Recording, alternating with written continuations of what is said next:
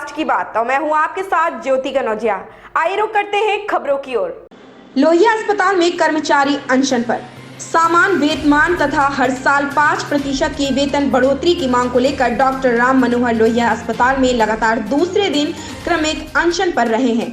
संविदा कर्मचारी संघ के महामंत्री सचिदानंद मिश्रा ने बताया कि कर्मचारी बिना काम बाधित किए शांतिपूर्ण तरीके से अनशन पर बैठे हैं। अपनी 5 सूत्रीय मांगों पर उन्होंने सरकार से जल्द कार्रवाई करने की मांग की है। विलंब होने की स्थिति में आक्रोशित कर्मचारी काम बंद करने पर विवश होंगे। उत्तराखंड में महाप्रलय, ठंड में पहली बार फटा हिम ग्लेशियर, वैज्ञानिक हैरान। प्रदेश के चमोली जिले में अचानक ग्लेशियर फट जाने से सभी हतप्रभ हैं। प्रशासन ने आनन फानन में राहत बचाव कार्य जारी कर दिया है। ग्लेशियर फटने से न सिर्फ धौली गंगा, ऋषि गंगा में भीषण बाढ़ से तबाही मच गई है, बल्कि तपोवन हाइड्रो प्रोजेक्ट भी पूरी तरह से तबाह हो गया है। इसके मलबे में कई लोगों के दबने की सूचना है। हालांकि एसडीआरएफ और आईटीबीपी की टीमें सहित स्थानीय प्रशासन राहत बचाव में जुटा हुआ है।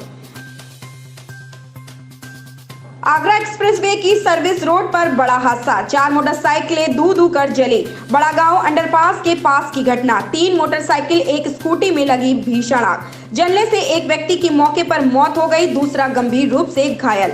घायल व्यक्ति ग्राम पंचायत कुसमी के आदमपुर इंद्रवारा गांव का सोनू बताया जा रहा है। घायल को डायल 112 की पुलिस आनन फानन में ट्रॉमा सेंटर में ले जाकर भर्ती कराया।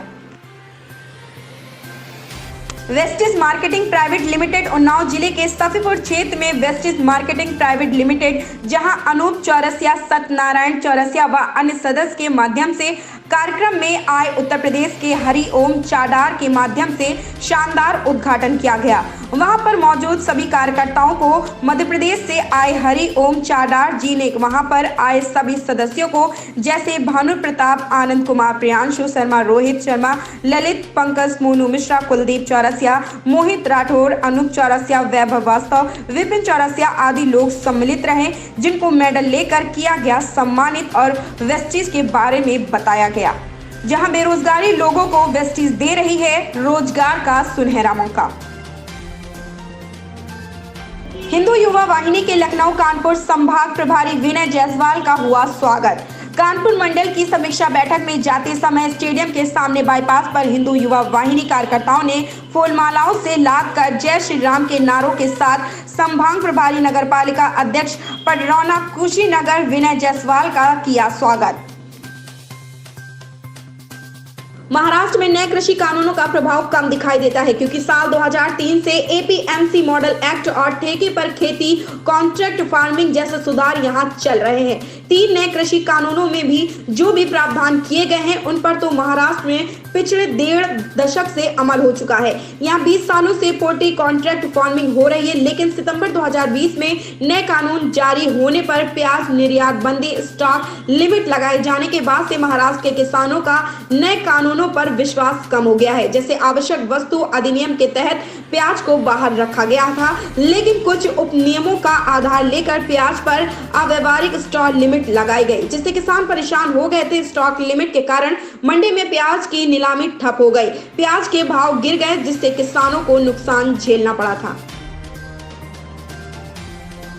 तमिलनाडु के चेन्नई से 30 जनवरी को अगवा किए गए नौसेना के 26 वर्षीय नाविक को महाराष्ट्र के पालघर जिले के जंगलों में जिंदा जला दिया गया था। बुरी तरह से झुलसे नाविक की अस्पताल में मौत हो गई।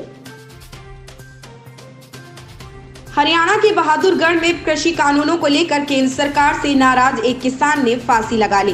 किसान ने सेक्टर 9 बाईपास के पार्क में पेड़ से लटक कर जान दे दी है। किसान की पहचान जिंद के सिंगवाल गांव के कर्मवीर के तौर पर हुई है। मृतक कर्मवीर के पास से एक सुसाइड नोट भी मिला है। पंजाब सदियों से कृषि प्रधान राज्य का गौरव पाता रहा है। यह क्षेत्र अपने प्राकृतिक जल स्रोतों, उपजाऊ भूमि और संजीवनी हवाओं के कारण जाना जाता था। बंटवारे के बाद 2.5 दरिया छीने जाने के बावजूद बचे 2.5 दरियाओं वाले प्रदेश ने देश के अन्न भंडार को समृद्ध किया है। गुरुवाणी में बिजाई को शुभ कार के साथ साथ बुनियादी कारज भी कहा गया है। पंजाब का सारा आर्थिक और सामाजिक इतिहास खेती किसानी के इर्द गिर्द घूमता रहा है। बिहार के मोतिहारी में एक नाबालिग बच्ची के साथ दुष्कर्म के बाद हत्या करने का मामला सामने आया है।